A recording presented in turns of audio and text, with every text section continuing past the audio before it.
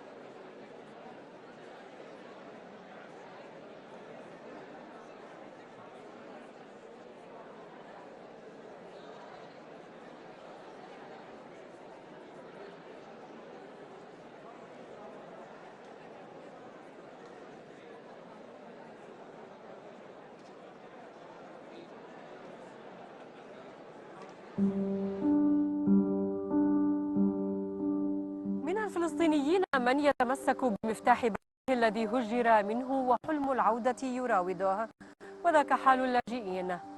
ومنهم من يتمسك به خوفا من تكرار النكبة، وذاك حال كثير من الفلسطينيين اليوم من النقب إلى القدس والخليل والأغوار.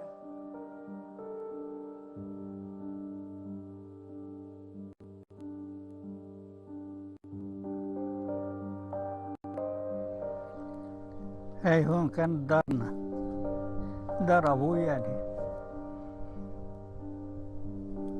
وصار الحرب 48.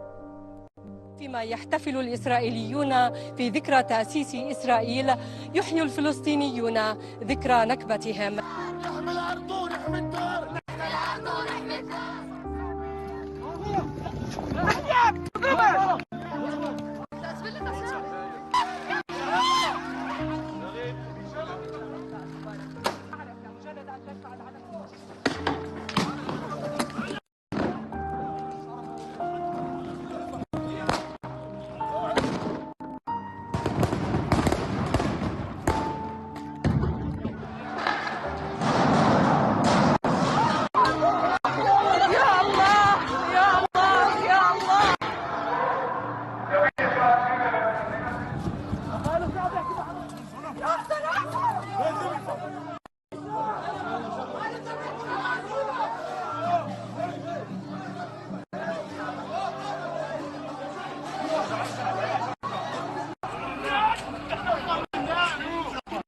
هذه المنطقة مثال على التوسع الاستيطاني، فحتى عام 98 كان جبل أبو غنيم أرضا خالية من المباني تعود ملكيته إلى سكان بيت لحم وبيت سحور.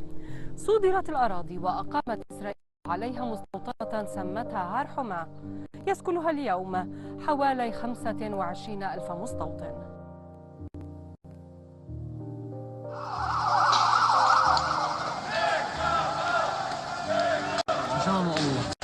طلعوا احنا حواره بحكي او جنوب نابلس اكثر من 100 اعتداء خلال هالشهرين اللي اسمها ملحن. احنا بلد محتله، بلد تعبانه من كثر الحروب اللي موجوده فيها.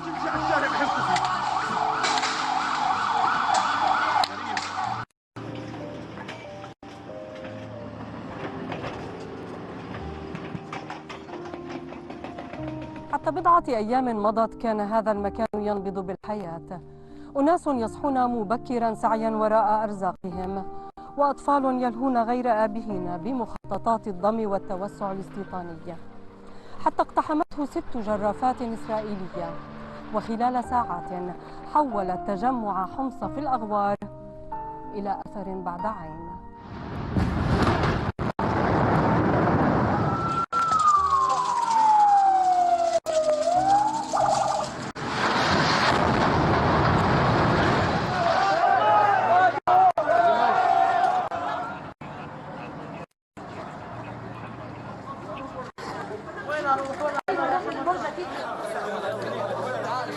هناك أكثر من 300 طفل ما زالوا داخل سجون الاحتلال يحلمون باستعادة طفولتهم وحريتهم التي صادرها احتلال لا يفرق بين صغير وكبير، طالما أنك فلسطيني ترفض العيش تحت الاحتلال.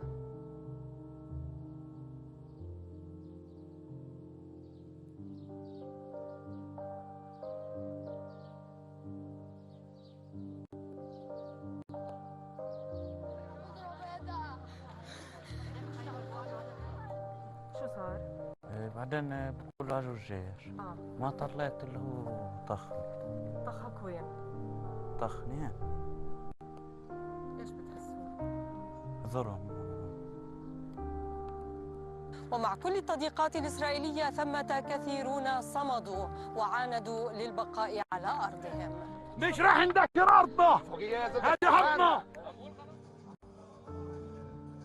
إذا أنا ما رجعتش ولادي، مش ولادي الجنين في بطن أمه بيرجع بكون بلادي.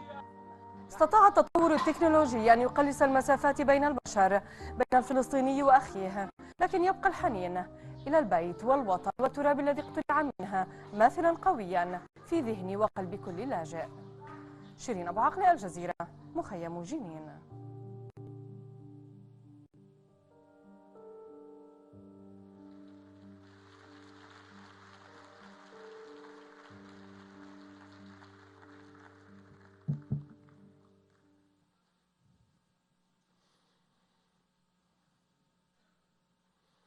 Your Excellency, President Mahmoud Abbas, Excellencies, colleagues, friends, ladies and gentlemen, welcome to the United Nations. My name is Maher Nasser, a 35 years veteran of the United Nations. I am currently the Director of the Outreach Division in the United Nations Department of Global Communications. However, my relationship with the United Nations started long before that. As a child of Palestine refugees, Ibrahim Ali Abdel Fattah Nasser and Samiha Abdel Hafiz Dawood al-Ramahi from Al-Muzayra village near Ramle, I attended schools in Ramallah run by the United Nations Relief and Works Agency for Palestine Refugees, UNRWA.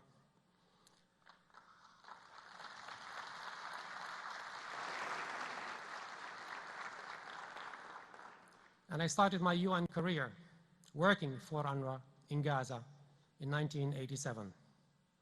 It is therefore my privilege and great honor to have been asked by the chair of the Committee for the Exercise of the Inalienable Rights of the Palestinian People to be your MC tonight, as the United Nations hosts a commemoration of the 75th anniversary of the Nakba here in the General Assembly Hall, based on a resolution adopted by the United Nations General Assembly on the 30th of November 2022. No event in modern history has had and continues to have such a profound impact on the lives of the Palestinian people as the Nakba has.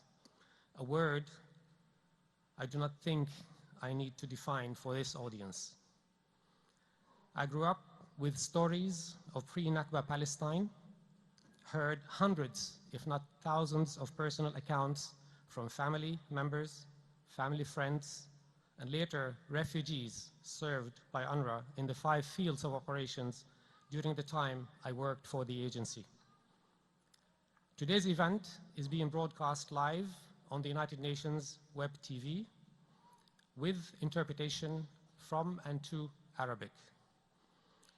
Live performances tonight will also be accompanied by audiovisual material reflecting on the tragic events in 1947 and 1948, and in the years that followed. A history of displacement and refuge, but also a history of endurance, remembrance, and holding on to beautiful traditions. Contrary to the will of those who planned and perpetrated the Nakba, and those who wanted to erase the Palestinian people, the memories and traditions have survived, as have the Palestinians as a people. As Mahmoud Darwish wrote, the butterfly effect is not seen, the butterfly effect endures. The memories and traditions that define the Palestinians as a people have endured and will continue to endure. I am told that the audiovisual material that you will be seeing tonight was a collective effort involving Palestinians from around the world, including a team in Gaza, where in spite of last week's bombardment, they continued to work to ensure that it was ready for tonight.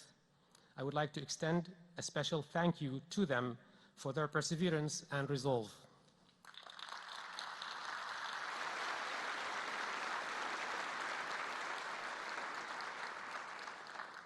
The first speaker tonight is His Excellency Ambassador Sheikh Niang, Permanent Representative of Senegal to the United Nations and the Chair of the Committee on the Exercise of the Inalienable Rights of the Palestinian People. I now invite His Excellency Ambassador Niang to deliver his opening remarks.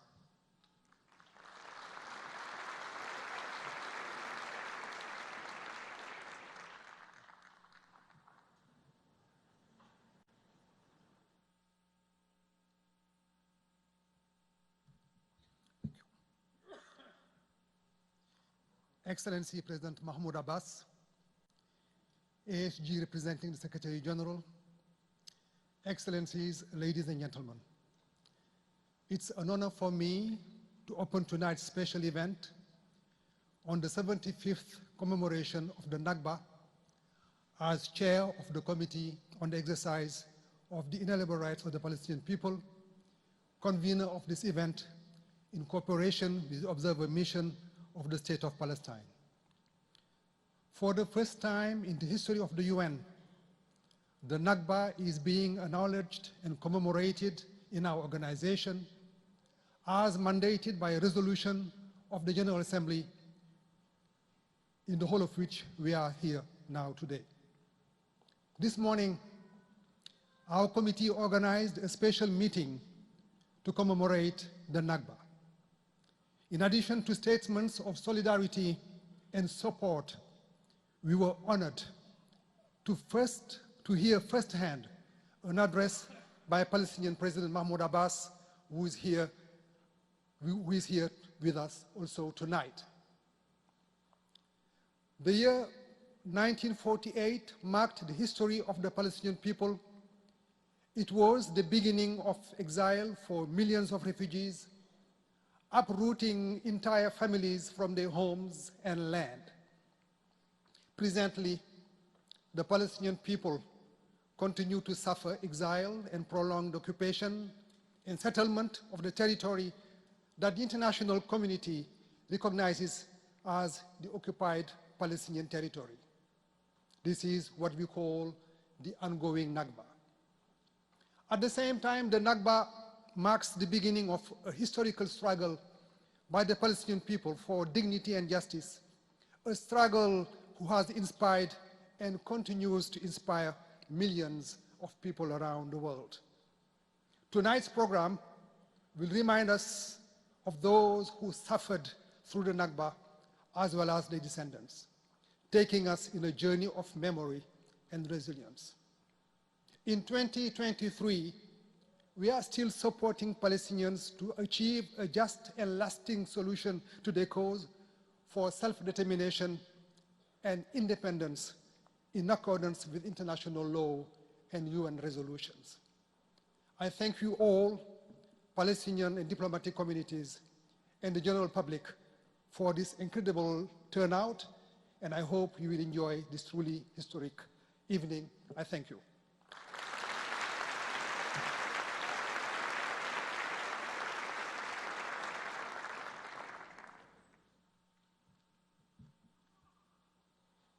Thank you, Your Excellency, Ambassador Niang, for your remarks and for the committee's unwavering support and solidarity with the Palestinian people.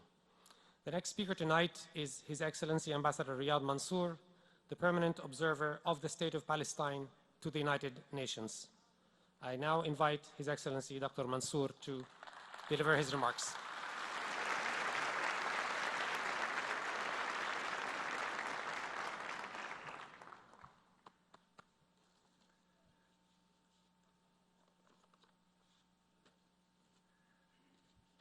فخامة الرئيس محمود عباس Your Excellency President Mahmoud والوفد Abbas, المرافق له Your Excellencies, the accompanying delegation, Your Excellencies, representatives of the United Nations, representatives of member states, representatives of regional and international organizations, ladies and gentlemen, السفير شيخ نيانغ My brother, رئيس Ambassador اللجنة Sheikh المعنية Yang, بممارسة chair الشعب of the committee on the الفلسطيني exercise of the الذي inalienable نقدر rights of the جهده Palestinian people, وجهد whose لجنته efforts are والأمم highly المتحدة appreciated. والأمين العام وكل الذين We highly value the efforts of the United Nations and the Secretary General and the efforts of all those that are working hard on consolidating the international law and the United Nations.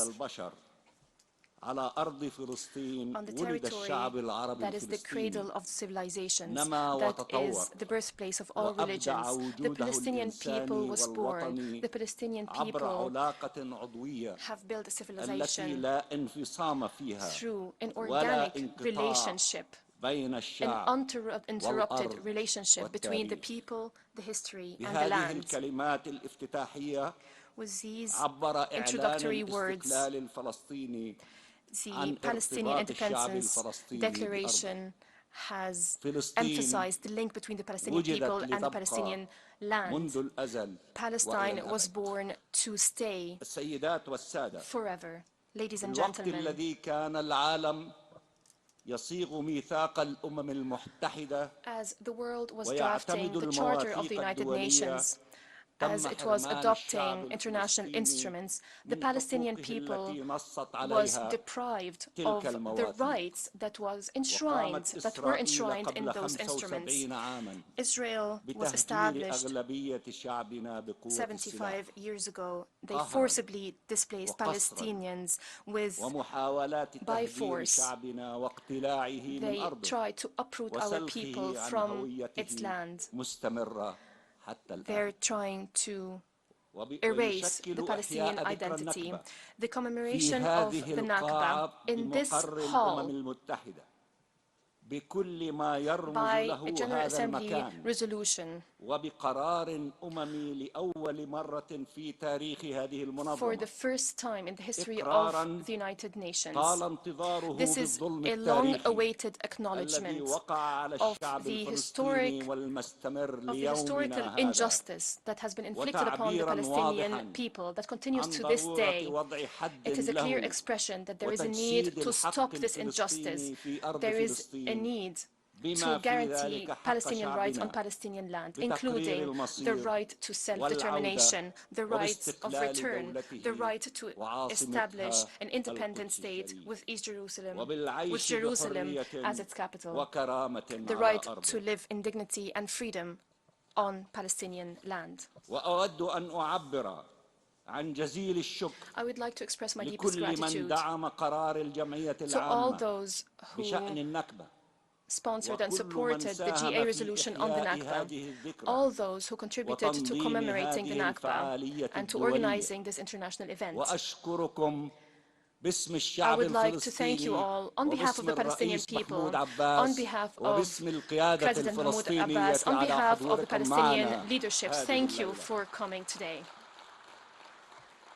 وتأتي هذه الذكرى وشعبنا الفلسطيني يواجه محاولات تكرار النكبة as the Palestinian people is witnessing attempts to repeat the Nakba. It is suffering from an entrenched occupation that has had such a horrible effect on the Palestinian people, including in Gaza. We must end this occupation. We must implement international resolutions. اعتمد عدد كبير منها في هذه القاعة A large number of UN resolutions was adopted in this hall by the whole international community. Now we're getting together in the General Assembly Hall representing the whole international community. Ladies and gentlemen, Palestine is a land with a people that lives. It built its civilization, its culture, its identity on this land, a culture of tolerance, of pluralism. Palestine remains present in the memories, in the identity of every Palestinian, wherever he may be, wherever she may be, including here. And I take this opportunity to salute the Palestinian community in the United States and the representatives of the Palestinian community in this hall. From one generation to the next, the Palestinian people has not stopped in defending its rights its land. ولم يفقد The إيمانه Palestinian الراسخ people did بعدالة not قضيته lose ولن ينسى its belief in the كل justice من of وقف its cause. ويقف It did not بجانبه forget دعما لها وهم those كثيرون في who هذه stood in القاعة solidarity وفي with the الأمم Palestinian people. They're المتحدة. represented here in this hall and in the United Nations.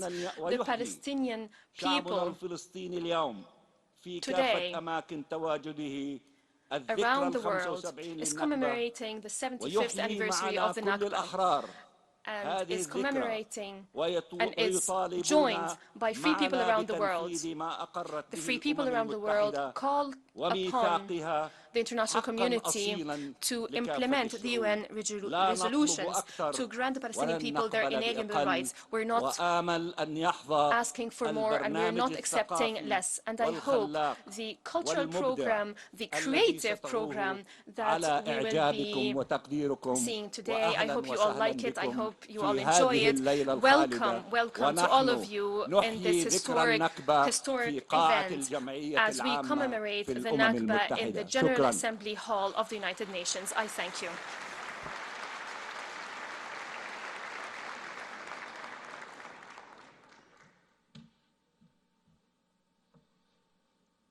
Thank you, Your Excellency, for your remarks.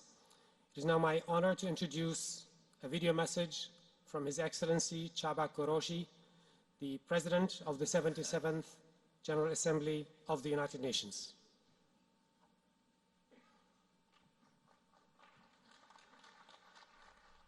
Excellencies, ladies and gentlemen, friends, one of the United Nations' first ever major task was to find a just solution to the Middle East conflict. For 75 years, the unresolved question of Palestine has lingered on the agenda of the General Assembly. Those who came before us believed they would, within their lifetimes, witness the resolve of the conflict and the return to peace under the olive trees. And I, as a young diplomat in the region decades ago, never thought that I would find myself leading the General Assembly in 2023 with the same open files on my desk and with no real prospect of closing them. In fact, I never would have thought that we would be no closer to a lasting two-state solution today than we were then. Indeed, we are once again horrified by protracted violence and heightened tensions not seen in years. They gravely compromise the prospect of realizing our shared aspiration. Two peoples with an immense potential, living in peace and harmony, ending decades of bitter conflict and the suffering of civilians on both sides. Today we gather to recognize and reflect upon the pain and trauma. Yet we also come together to honor hope, resolve, and spirit. Like an olive tree in arid soil, the spirit of millions of Palestinians has been one of patience, persistence, and resilience. Today I reaffirm our commitment to Palestinians' right to live in dignity, with the full enjoyment of their human rights. I further affirm the General Assembly's full respect of Palestinians' right to self-determination, to national sovereignty, and to return. The UN has been built on the understanding that all people on earth should live free of violence and threats. All people includes Palestinians and Israelis alike. Let us harness this anniversary to breathe a new life into our quest for a solution, one that can guarantee lasting peace to a region that has already had to endure way too much.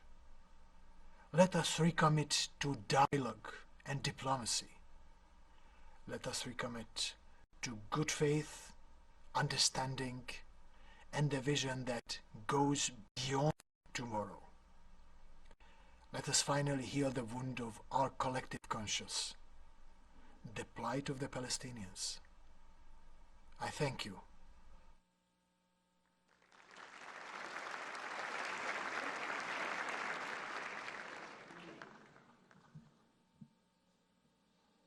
Thank the President of the 77th General Assembly, His Excellency Chaba Koroshi, for his message I know today. that you, the masters of words, have no need for rhetoric before the eloquence of blood. Therefore, our words will be as simple as our rights. We were born on this land and of this land. We knew no other mother, no any mother tongue, but its own. And we realized that it has too much history and too many prophets. We understood that pluralism is an all-embracing space and not a prison cell, and that no one has a monopoly over lands or God or memory. We also know that history is neither fair nor elegant, but our task as humans is to humanize history as we are its victims and its creation. There is nothing today more apparent than the Palestinian truth and the Palestinian right.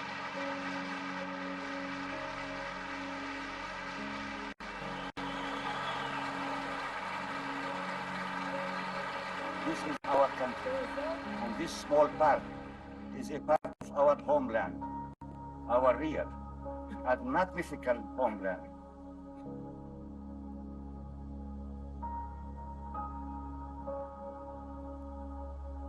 This occupation is a foreign occupation that cannot escape the universal definition of an occupation, no matter how many titles of divine rights it enlists.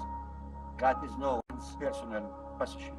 The occupation doesn't content itself with depriving us of the primary conditions of freedom, but goes on to deprive us of the bare essentials of a dignified human life, declaring constant war on our bodies and our dreams, on our people and our homes and our trees, and by committing crimes of war.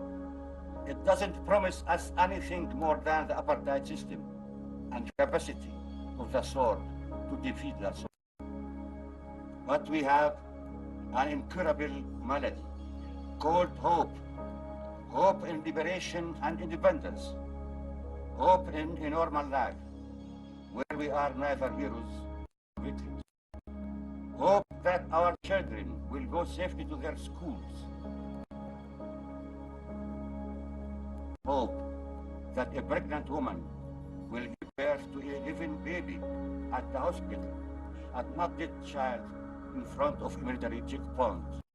Hope that our poets will see the beauty of the color red in roses rather in blood.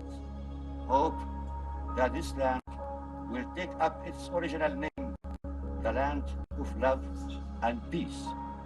Thank you for carrying with us this burden of this hope.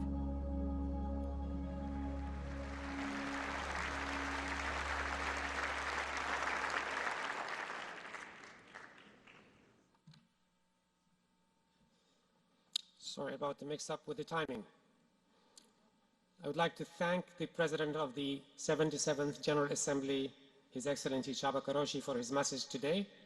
And I'm sure that everyone here and watching on webcast appreciates President Koroshi's reaffirmation and commitment to Palestinians' right to live in dignity and the full enjoyment of their human rights, and his reaffirmation of the General Assembly's full respect of Palestinians' rights to self-determination, to national sovereignty, and to return.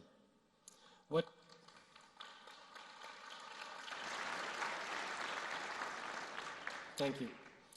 What you just saw is a video featuring the late Palestinian poet Mahmoud Darwish, a name that requires no introduction. I'm sure it requires no introduction in this room for sure. a name that has become synonymous with Palestine, one of the most prominent and influential figures in contemporary Arabic literature, often referred to as the national poet of Palestine. His poetry addresses themes of love, loss, exile, and the longing for freedom and justice. وعلى هذه الأرض ما يستحق الحياة ونحب الحياة إذا ما استطعنا إليها سبيلا. Ladies and gentlemen, please welcome to the stage the New York Arabic Orchestra featuring soloists George Lernis and Tarek Rantisi on percussion, Chase Morin on piano, and Thair Badr on oud.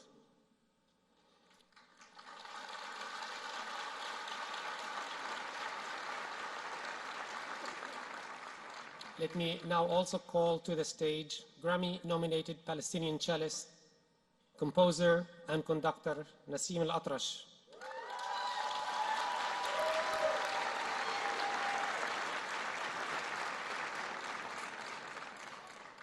Nassim has performed at some of the most prestigious international festivals and venues, including UNESCO in Paris, the Royal Albert Hall, and the Lincoln and Kennedy Centers, to name just a few.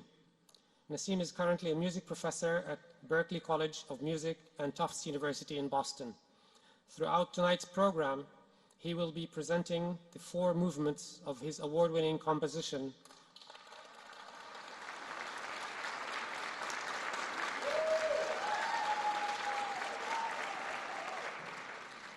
Bright Colors on a Dark Canvas, a suite for Arabic cello, jazz, piano, percussion, and orchestra. Please also welcome the orchestra's director, Maestro Eugene Friesen, a 4-time Grammy Award-winning cellist, composer, and conductor.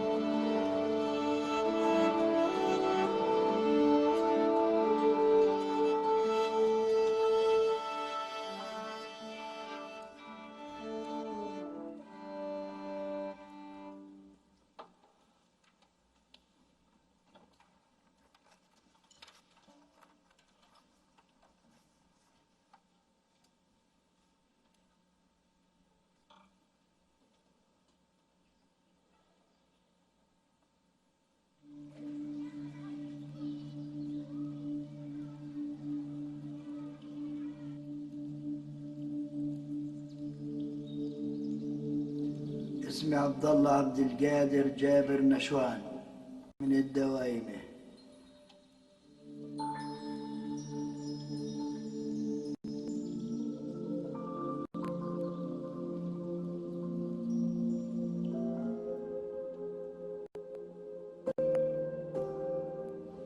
وديارنا طلعونا من خلونا كل واحد في مراح، كل واحد في بلاد.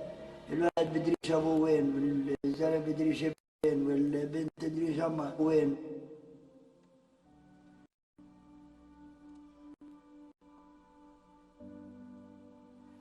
روحي فلسطين، بحلم في فلسطين، كل حلمي وحياتي في منامي في فلسطين. هذا اللي يعني بقى يا فلسطين شيء بسيط. كل شيء عندنا زيتوننا، عندنا تيننا، عندنا بقرنا، عندنا غنمنا، عندنا جمالنا، عندنا كل شيء اللي تطلبه للنفس. لأنه في فلسطين، في داري موجودة لها الحين، وحجورتي موجودة، وبستاني موجود. اللي بيعرف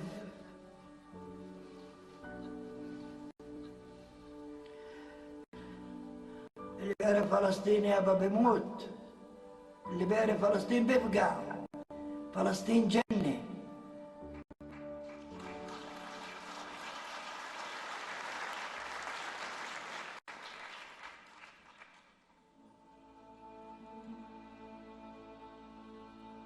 The great problem that we face is that we're being told by the Israelis that we don't really exist. We were there. There were villages. There was a Palestinian society, there were Palestinian people. We do exist.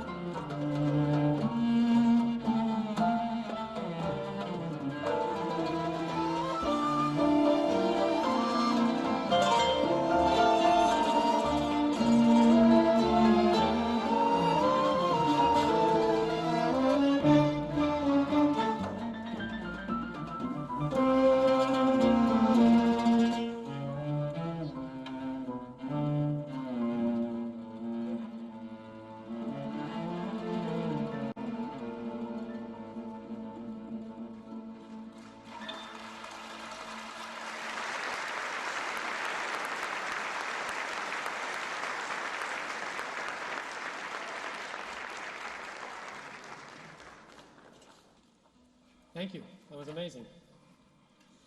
Tonight, we will also enjoy the enchanting voice of a renowned Palestinian singer, Sana Musa.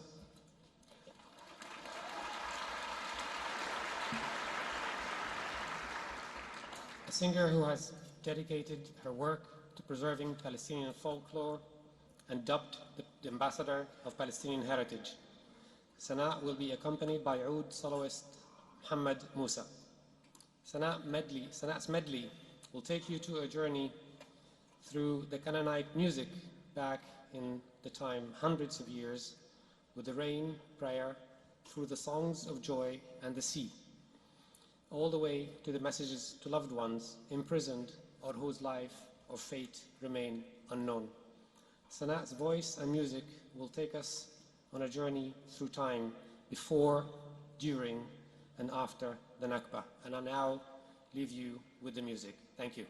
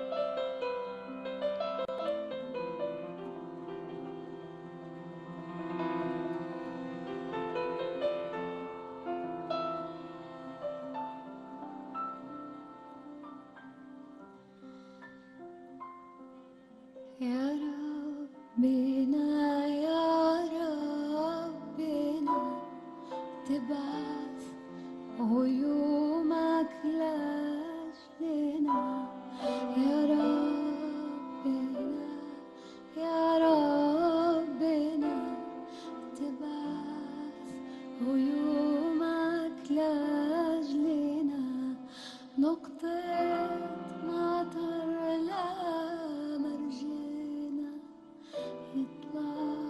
ويكبر زرعنا نقطة مطر لمرجينا يطلع ويكبر زرعنا شو ربنا شو ربنا شو ربنا شو ربنا شو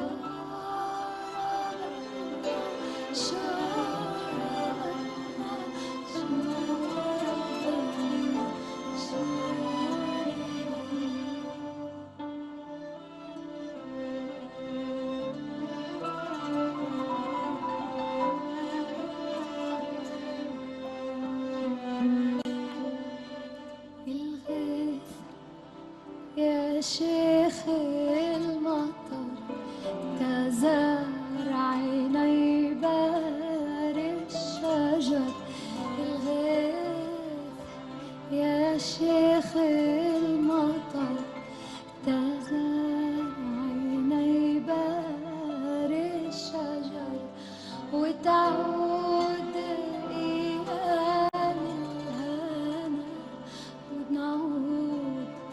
نجمع شملنا وتعود أيام الهنا ونعود نجمع شملنا شو ربنا شو ربنا شو ربنا شو ربنا شو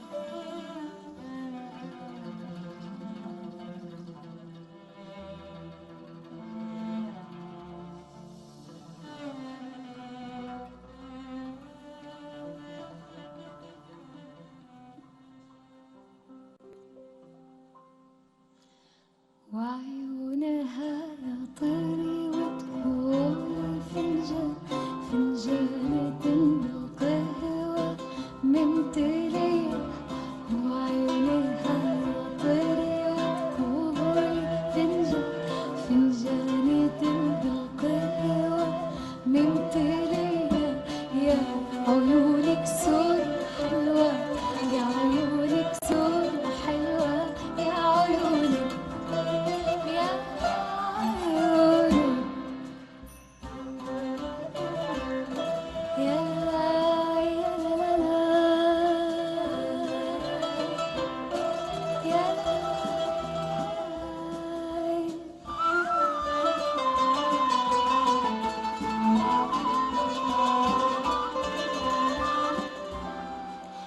وسنونها طيري وتقولي مرجان مرجانة على اللولو مختلية وسنونها يا طيري وتقولي مرجان مرجانة على اللولو مختلية يا عيونك سود وحلوة يا عيونك سود وحلوة يا عيونك يا عيونك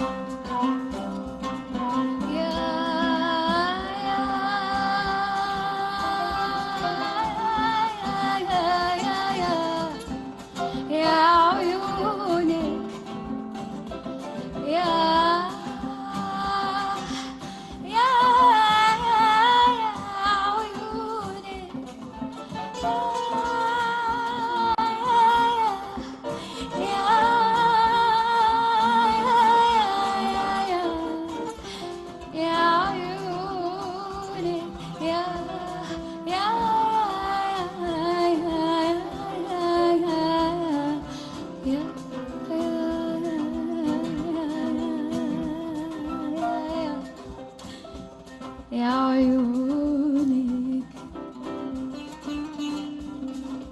وعيونها طيري وتقولي فنجان القهوة من تلية، وعيونها طيري وتقولي فنجان بالقهوة من تلية. يا عيونك سود وحلوة، يا عيونك سود وحلوة، يا عيونك يا عيونك يا عيونك.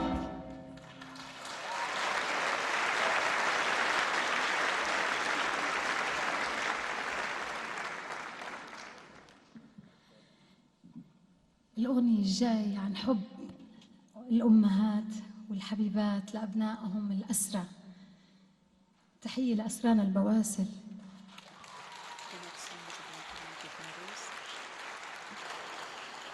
اللي قدموا حياتهم وحريتهم مهر حبا لفلسطين.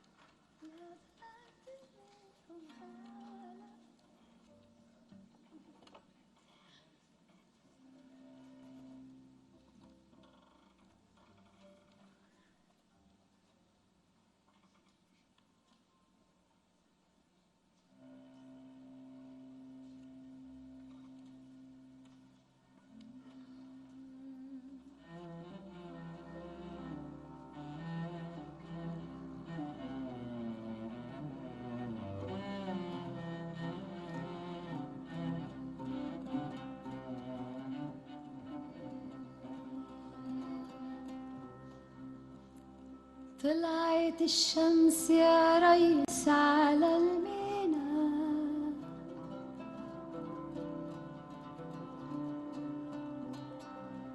واحنا الغرابة واشتقنا لهالينا.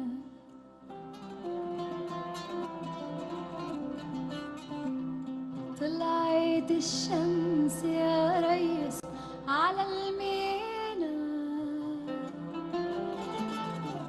هيا يا رب مركبنا يودينا.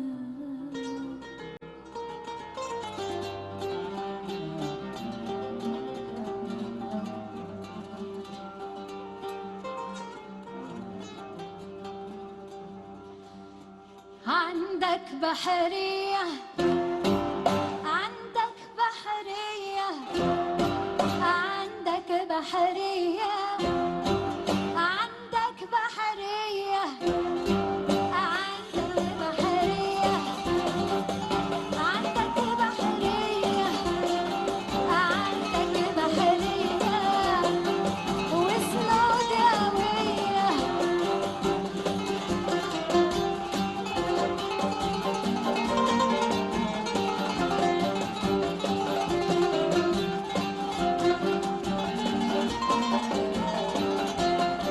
عندك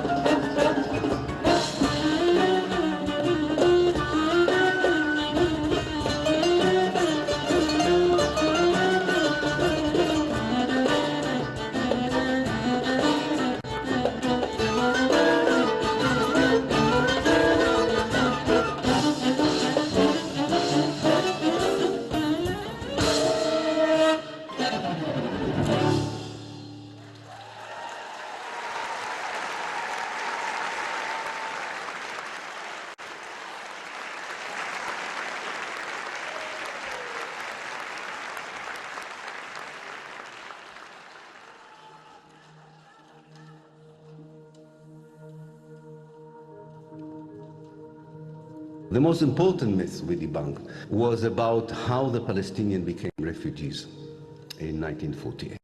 What we found in the archives is that from the mid-1930s, and definitely immediately after the Second World War, the Zionist political and military leadership contemplated and planned mass expulsion of Palestinians in order to create what they thought would be a Jewish democratic state. They wanted as much of Palestine as possible, with as few Palestinians in it as possible. Their main problem in 1947, 1948, when the British rule came to an end, was that the Jews in Palestine were only 1/3 of the population. And the solution, definitely after the Second World War, in the eyes of the leading Zionist politicians and military commanders, was very clear: the ethnic cleansing of the Palestinians. The Palestinians did not become refugees because of the war. They became refugees because the Zionist movement planned their massive expansion. And it was very systematically planned. The major problem for the Zionist movement was the urban space in Palestine. There were tens, if not hundreds of thousands of Palestinians living in 11 towns. The most important of them were Jaffa and Haifa. And it's important to remember that Jaffa and Haifa were de-Arabized in April 1948, not after the Arab armies entered Palestine, but before the Arab armies entered Palestine. Haifa had 75,000 Palestinians living in it. Within 2 days, 2,000 were left. 3,000 Palestinians were left out of 45,000 in the city of Jaffa. In March 48, the army adopted something called Plan D, or Plan Dalet. And according to that plan, Palestine was divided into areas, and each brigade of the Jewish Zionist army, later became the Israeli army, had a list of villages to occupy and to destroy and to expel. Expel people, there are always massacres. The most known massacre in those days was the massacre of a small village near Jerusalem, Flestin, on the 9th of April 1948.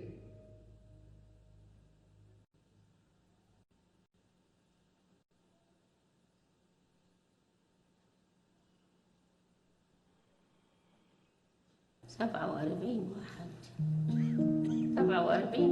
انقتلوا أول يوم. هذا من العيلة تبعتنا لحالنا. أنا كنت عمري 8 سنين، أنا الساعة 5 كنا نايمين، دخلوا على البيت ورش أبوي قتلوه.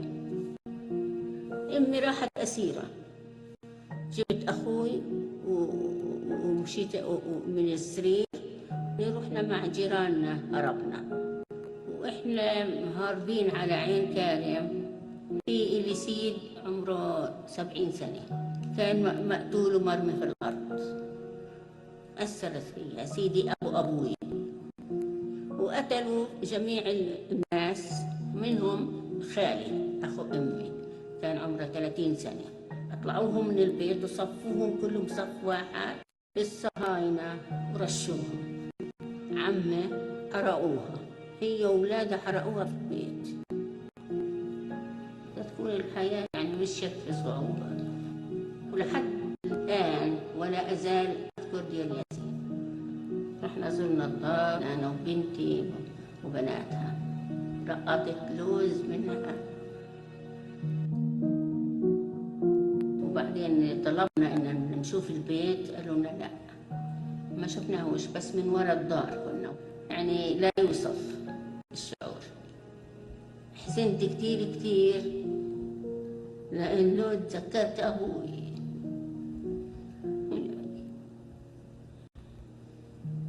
تذكرته كتير أبوي، يبكي كيف كان يقعد ويحطها الأرجيلة ويقعد على البرندة، كان يقعد عليها ويأرجل. طبعا البيت أثر فيا كتير، البيت ذكرته، يعني كل إشي بتذكره. فإيش صعوبة يعني كانت، نروح على المدرسة ونيجي معنا. هاي أنا كان عمري 15 سنة فيها. والله لو تقول لي تحررت فلسطين، والله أول وحدة بتكون في دير.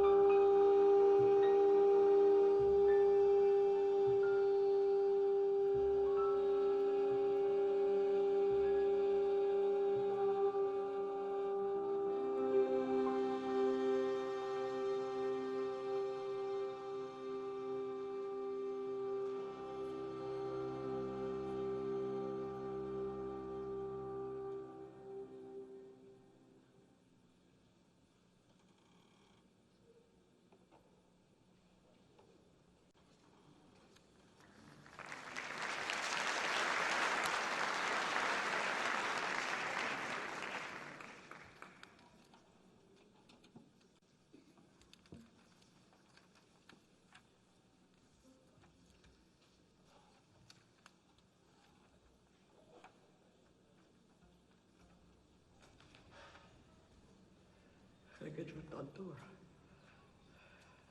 قد ايه كان عمرك لما دمروا الطنطورة؟ كان عمري يمكن 18 سنة.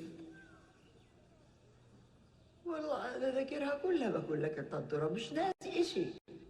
طنطورة היה כפר עשיר, בתים יפים, גרים כמו אירופאים, אתה יודע, וגם הנשים היו לבושות ויפה, ובאמת היה כפר אחד, אנס שם איזה ילדה בת 16, משהו כזה. واحد كانوا اخذوا امراه انا زكير لقوا بهورا يلدا يبا عارفه صوت مش نحن يشبين على بيتك هذول البيت ناس طلع 16 شهر عمها كان وكانوا بنت بنت دخل وكانوا بدور على الطول. היה לנו בחור אחד ונפטר, הוא היה פרא אדם, הוא לקח פשוט מאוד ורצח אותם בתוך המכלאות. בתוך המכלאות, הם היו במכלאות, אתה יודע, חוטי ברזל כאלה, עגולים כאלה, אספו כל הגברים. הם יושבים שם כולם על הרצפה, ובא מישהו ולוקח תת מקלע ומתחיל זה, מחליף מחסנים. מה אתה חושב זה? אבל אנחנו לא היינו כאלה. הוא היה יוצא דופן הבחור הזה, כן, מה שהוא עשה. כבשנו טנטורה, תפסנו הרבה ערבים, אספנו אותם. זה סיפור מאוד יופי. היה איזה 15, 20. שמרנו עליהם, פתאום בא אחד עם כובע אוסטרלי, יש לו אקדח, הוא צועק בערבית, גומו, קומו, הם קמו. הוא ניגש קרוב, ככה הוא מסתכל. הוא הולך צעד אחרי, הוא רוצה את האקדח, טח, הרג את כולם. אותי זעזע, דם קר, כן. אחד חטף קריזה, לקח רימון וזרק בתוך החדר, והרבה מאוד מהערבים נפצעו וחלק נהרג. חבר'ה שלקחו את הלוויורים ורדפו אחרי חבר'ה ושרפו אותם. זה היה משהו זוועתי וזה אסור לספר, אני לא אדבר על זה, כי זה יכול להיות סקנדל שלם. אני לא רוצה לדבר על זה, וזהו. אבל זה היה, מה לעשות, זה היה. والله مثل حسرة الطنطورة ما صار.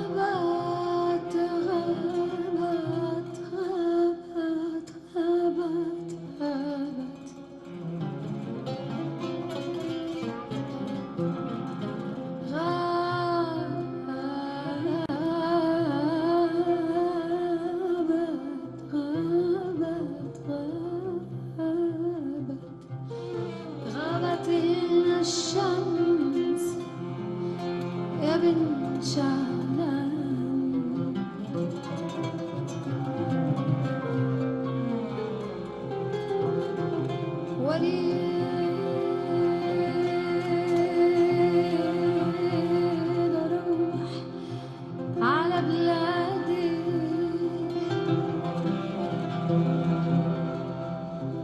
قلبي من شوقي لهالقطار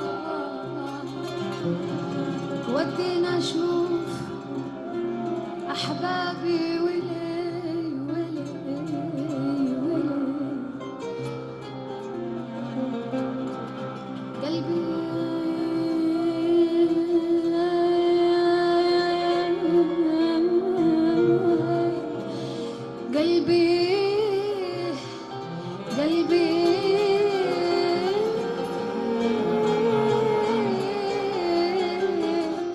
قلبي من شوقي لهالقطار ودينا أشوف أحبابي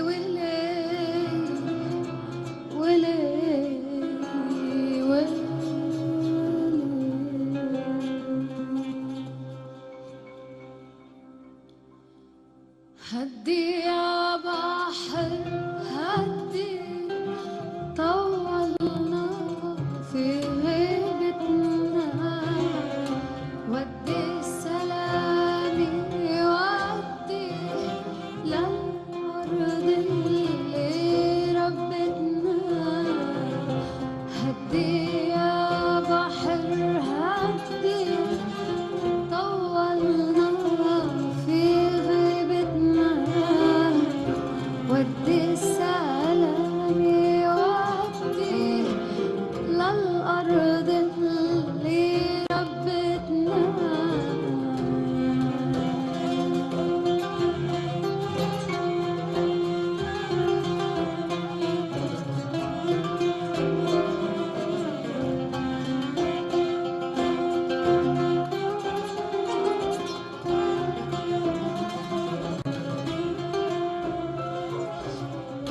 سلمي على بلادي تربة بي وجدادي سلمي على بلادي تربة بي وجدادي وبعد الشهر الشادي بيغرد لعودتنا هدي يا بحر هدي طولنا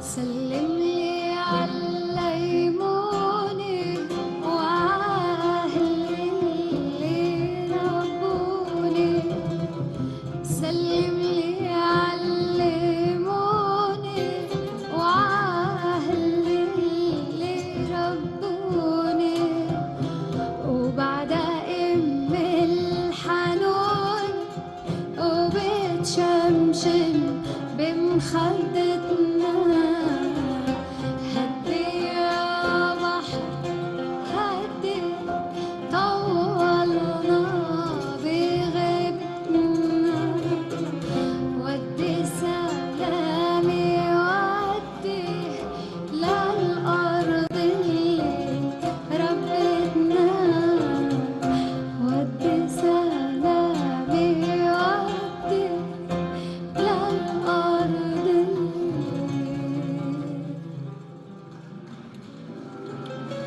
ربتنا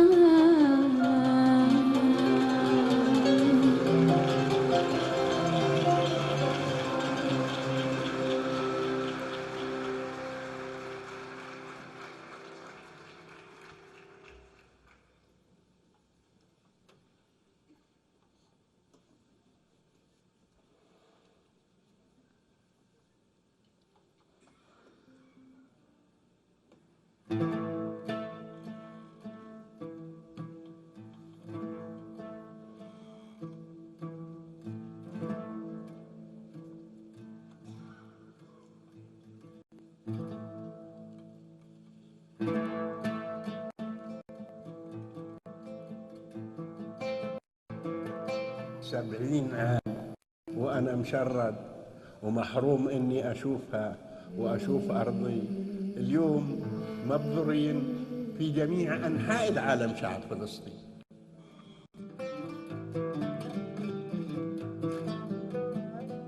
أقعد فيها المغارة بأخيش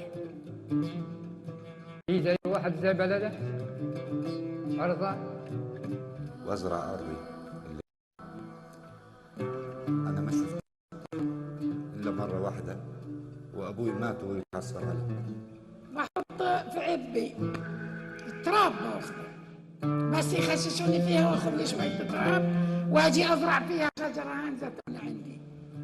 وبأحلم في الليل وفي النهار على إني أرجع على بلدي وأعيش فيها وأظل فيها ما أرجعش وأموت فيها كمان.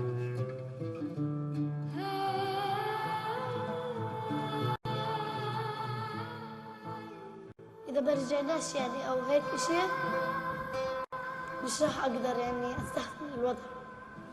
يا بني أحلاها يا الله. بلدي أنا ناسيها؟ لا بلدي ناسي بلدي، لا ناسي عجول، لا ناسي زكريا، لا ناسي بيت نكتيف، لا ناسي. طبعا رح نرجع. الله كريم. أكيد.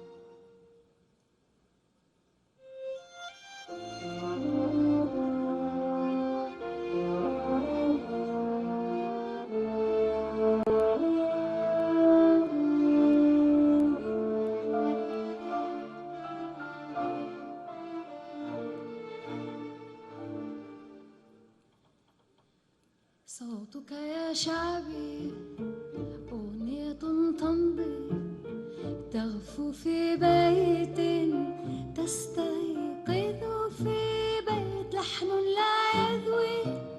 صوتك يا شعبي ينبت سوسنة في الصخر. صوتك يا شعبي لحن لا يذوي ينبت سوسنة في الصخر.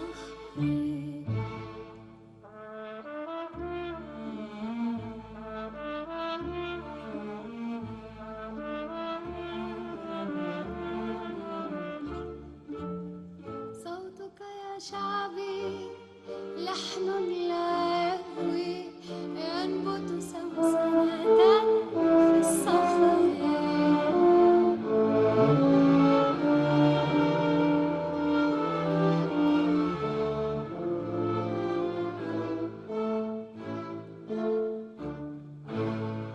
مهما طال عمر الليل حتما سنغزل منه خيوط الشمس. انفض يا شعبي ركام الموت. حي يا شعبي حي أنت. انفض يا شعبي ركام الموت. حي يا شعبي حي أنت.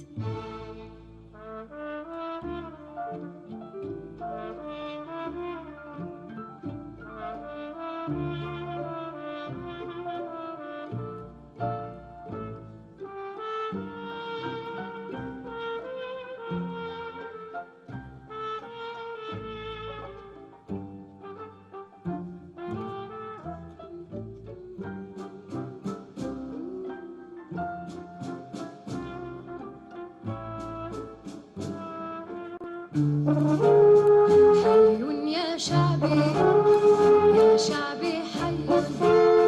حي يا شعبي